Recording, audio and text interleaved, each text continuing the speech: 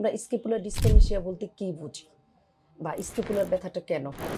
দেখা গেছে যে স্ক্যাপুলার ব্যথাটা বা স্ক্যাপুলা যে উঠে আসে এর সাথে বেশ কিছু কারণ আছে। কারো দেখা গেছে এটা ঘাড়ের কারণে স্ক্যাপুলাতে পেন আসতে পারে, সার্ভাইকাল স্পাইনের কারণে, কারো পিঠে ডরসাল স্পাইনে অ্যাবনরমালিটি থাকলে তার কারণেও স্ক্যাপুলাতে পেন আসতে পারে। কখনো কখনো দেখা গেছে কোমরের সাথেও এটার সম্পর্ক আছে। বিশেষ করে লাম্বার স্পাইনে যদি ইমব্যালেন্স থাকে তাহলে ব্যথা হইতে পারে।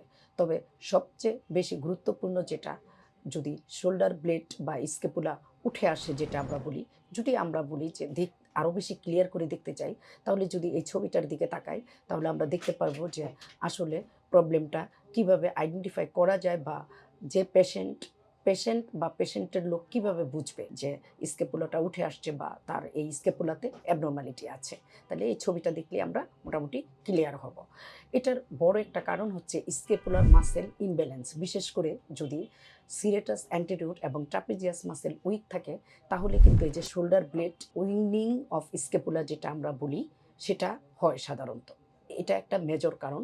তাছাড়া যদি থোরাসিক নার্ভ প্রবলেম থাকে তাহলে কিন্তু এটা হতে পারে। আর আমি তো আগেই বলেছি লাম্বার এবং সার্ভাইকাল স্পাইনেও যদি ইমব্যালেন্স থাকে এবং ডরসাল স্পাইনেও যদি কোনো ডিজেনারেটিভ চেঞ্জ থাকে, ডিজেনারেশন থাকে, পোস্টারাল অ্যাবনরমালিটি থাকে তাহলে হতে পারে। ন্যাশনাল লাইব্রেরি অফ মেডিসিন এর ২০১৭ সালের তথ্য মতে পুরুষ এবং মহিলার মধ্যে স্ক্যাপুলার রেশিও ছিল 77% এবং 63%। তাহলে দেখা গেছে যে কম বেশি সবারই কিন্তু উইঙ্গিং অফ স্ক্যাপুলা হয়ে থাকে। এবং এটার কিভাবে বুঝবে রোগী? দেখা গেছে কারো কারো ক্ষেত্রে স্ক্যাপুলার মিডিয়াল বর্ডারে পেন হইতে পারে, একটু টেন্ডারনেস যেটা আমরা বলি টাইট বা শক্ত ভাব থাকতে পারে, পালপেশনের মধ্যে পেন থাকতে পারে। অনেকে দেখে এসিমেট্রিক্যালি হইতে পারে স্ক্যাপুলা, যেটা আমি বলছি ছবিতে দেখতে বলছি আপনাদের যে স্ক্যাপুলাটা উঠে আসতে পারে। কারো কারো ক্ষেত্রে পুরা স্ক্যাপুলাটাই উঠে আসতে পারে। কারো কারো ক্ষেত্রে দেখা গেছে যে স্ক্যাপুলা বা পাকনার নিচের অংশ উঁচু হয়ে যেতে পারে, কারো ক্ষেত্রে মিডিয়াল বর্ডার উঁচু হইতে পারে, কারো ক্ষেত্রে শুধু উপরের অংশ উঠে আসতে পারে। এটা কোন কারণে হয়েছে এবং কোন অংশটা হয়েছে, তার ট্রিটমেন্ট কি হবে তা পুরোটাই নির্ভর করে আপনার অ্যাসেসমেন্টের উপরে।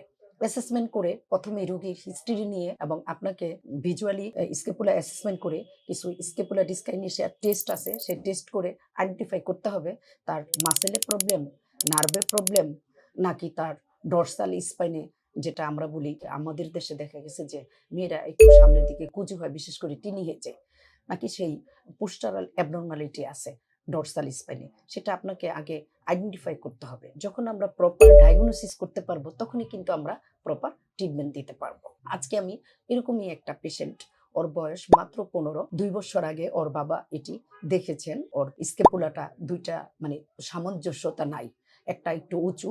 দেন তারা হয়তো ভেবেছিলেন যে চিকিৎসা ছাড়াই আস্তে আস্তে ওর বয়সের সাথে সাথে এটা ঠিক হয়ে যাবে। যখন দেখতে পেয়েছেন যে ঠিক হচ্ছে না তখনই কিন্তু আমাদের কাছে নিয়ে এসেছেন। আমাদের পেজে ঢুকে ভিডিও দেখে, ওর বাবা আগে থেকে আমাদের পেশেন্ট ছিল, তখন ওকে এখানে নিয়ে আসে।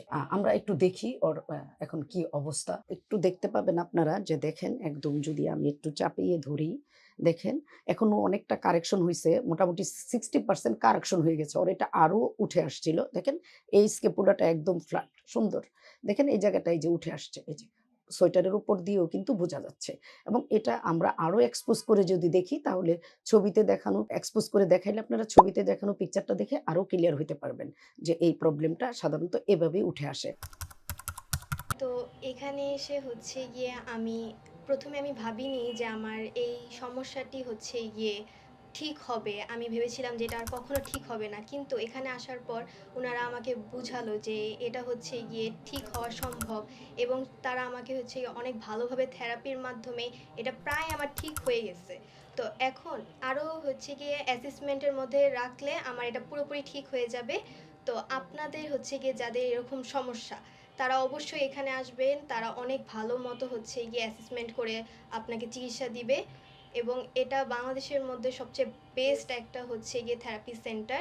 তো আপনারা যদি এখানে আপনাদের সমস্যা থাকে তাহলে আপনারাও এখানে এসে অনেক ভালো চিকিৎসা পাবেন এবং আপনাদের সমস্যার সমাধান হবে। আশা করি সবাই সুস্থ হয়ে যাবেন।